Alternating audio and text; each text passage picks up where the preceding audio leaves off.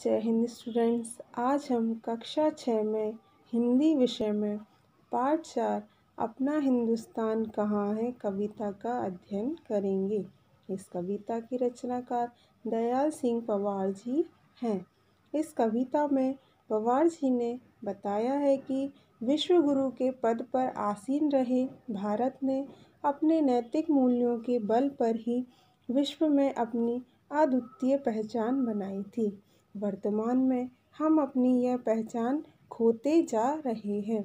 वैश्वीकरण के दौर में सुख सुविधाओं में तो वृद्धि हुई है, किंतु हमारे सांस्कृतिक मूल्य, संस्कार, चिंतन, सेवा भाव तथा आत्मीय संतोष जैसे गुण कम होते जा रहे हैं। कवि ने इस कविता में इसी चिंता को व्यक्त किया है। भूमंडलीकरण के युग में अब अपनी पहचान कहाँ है? आओ खोजे सकल विश्व में अपना हिंदुस्तान कहाँ है।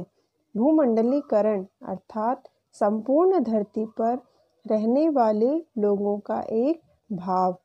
कवि कहते हैं कि आज हम भूमंडलीकरण के इस युग में अपने हिंदुस्तान की, अपनी संस्कृति और सभ्यता की पहचान को भूलते जा रहे हैं। हमारी पहचान जिन संस्कारों से थी वह समाप्त हो रही है, जिसका कारण है भूमंडलीकरण। इसीलिए आवश्यक है कि अब हम अपने हिंदुस्तान की खोज करें। भूमंडलीकरण के मध्य में हम सब कैसे झूम रहे हैं। टीवी टेलीफोनों से ही सारी दुनिया घूम रहे हैं। कवि कहते हैं कि हम सभी भूमंडलीकरण के मद अर्थात नशे में मतवाले होकर झूम रहे हैं। टीवी और टेलीफोन पर ही सारी दुनिया की जानकारी प्राप्त कर रहे हैं, भले ही यह जानकारी अपूर्ण हो या अवास्तविक हो। साक्षरता का आंदोलन है, चिंतन का विस्तार कहाँ है। जन जन में जो फैल रही उस शिक्षा में संस्कार कहाँ है। कवि कहते हैं कि सामान्य स्तर तक शिक्षा का प्रसार करने का आंदोलन चलाया हुआ है, परंतु उस शिक्षा प्रसार में विस्तृत चिंतन भाव नहीं है। इस शिक्षा में संकीर्णता है। सभी लोगों को दी जाने वाली इस शिक्षा में शिक्षार्थियों को संस्कारवान नहीं बनाया जा रहा है। संस्कार विहीन शिक्षा लोगों का कल्याण नहीं कर सकती। बड़ी बड़ी खोजें सकल विश्व में अपना हिंदुस्तान कहाँ है। आओ खोजें सकल विश्व में अपना हिंदुस्तान कहाँ है। कवि कहते हैं कि सारे विश्व में अर्थात संसार में बड़ी बड़ी खोज हो रही हैं, लेकिन लगता है अपना हिंदुस्तान कहीं खो गया है, उसका विश्व गुरुत्व चला गया है। इसलिए अब हम सब अपने हिंदुस्तान को इस विश्व में खोज निकालें। महानगर में गगन चूमते ऊंचे ऊंचे भवन खड़े हैं। बड़े बड़े भवनों में झांके तो टूटे परिवार पड़े हैं। कवि कहते हैं कि बड़े बड़े शहरों में आसमान को छूने वाले बहुत ऊंचे ऊंचे भवनों अर्थात घरों का निर्माण किया जा रहा है, लेकिन यदि हम इन घरों में ध्यान से देखें तो पता चलता है कि इनमें रहने वाले परिवार बिखर रहे हैं, अर्थात सम्मिलित परिवारों का रूप समाप्त हो गया है। टीवी टेलीफोन बज रहे हैं पर आपस में बात बंद है। अब की कविता लगती जैसे परिवारों का भंग छंद है। कवि कहते हैं कि वर्तमान समय में टेलीफोन पर ही सारी बातचीत कर ली जाती है, लेकिन परिवार के सदस्य परस्पर बातचीत नहीं करते। आज के कवियों द्वारा रचित कविताओं में बिखरे परिवारों के टूटे छंद दिखाई पड़ते हैं। जन्म जन्म के बंधन वाला बोलो देव विधान कहाँ है। आओ खोजे सकल विश्व में अपना हिंदुस्तान कहाँ है। कवि कहते हैं कि भारत की संस्कृति देवताओं द्वारा विकसित की गई है, परंतु उस संस्कृति के देव विधान अर्थात नियमों का पालन नहीं हो रहा है। जन्म जन्म के बंधनों वाला विधान लगता है समाप्त कर दिया गया है।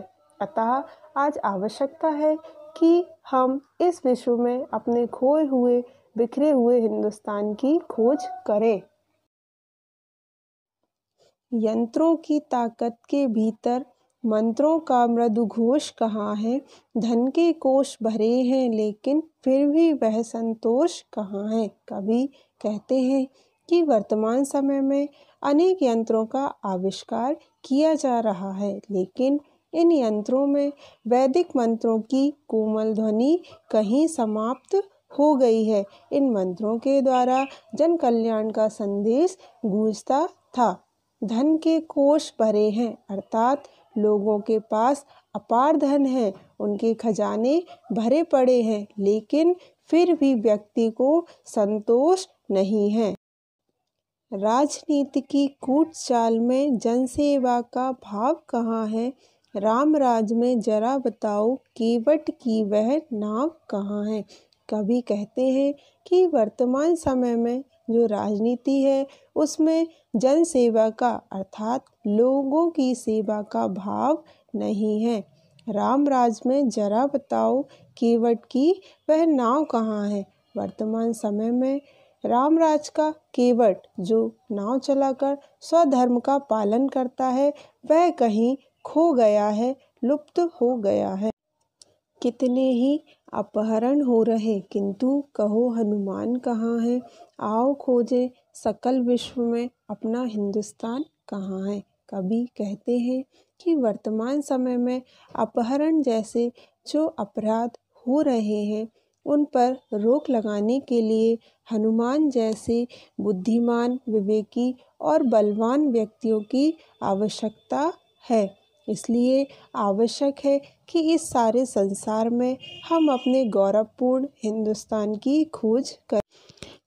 कवि कुलगुरु की सृजन शक्ति का वह पावन संस्कार कहाँ है।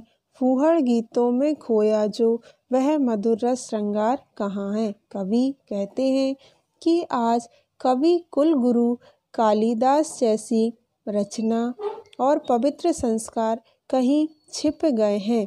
मिठास भरा श्रृंगार रस आज के फूहड़ गीतों में खो गया है। मन को जो आंदोलित कर दे कविता की वह धार कहाँ है। भोजराज की कविता वाला वह वैभव विस्तार कहाँ है। कवि कहते हैं कि मन में उत्साह भर देने वाली कविता की धारा कहीं विलुप्त हो गई है। साथ ही राजा भोज जैसे साहित्य प्रेमी भी नहीं दिखते जिन्होंने कविता के साहित्यिक विकास को विस्तार दिया था। तुलसी, सूर, निराला, दिनकर और रहीम रसखान कहाँ है। आओ खोजें सकल विश्व में अपना हिंदुस्तान कहाँ है। कवि कहते हैं कि आज तुलसीदास, सूरदास, सूर्यकांत त्रिपाठी, निराला और रामधारी सिंह दिनकर जैसे महान कवि भी जन्म नहीं ले रहे जिन्होंने जन जन में परस्पर आदर्श, प्रेम, समता, महानता और राष्ट्रीय एकता के भाव लोगों में भरने के लिए काव्य की रचना की। रहीम और रसखान जैसे आदर्श एवं जन कवियों का सर्वत्र अभाव दिखाई पड़ता है। अतः आवश्यक है कि हम इस संपूर्ण संसार में अपने हिंदुस्तान की खोज करें। धन्यवाद बच्चों। जय हिंद।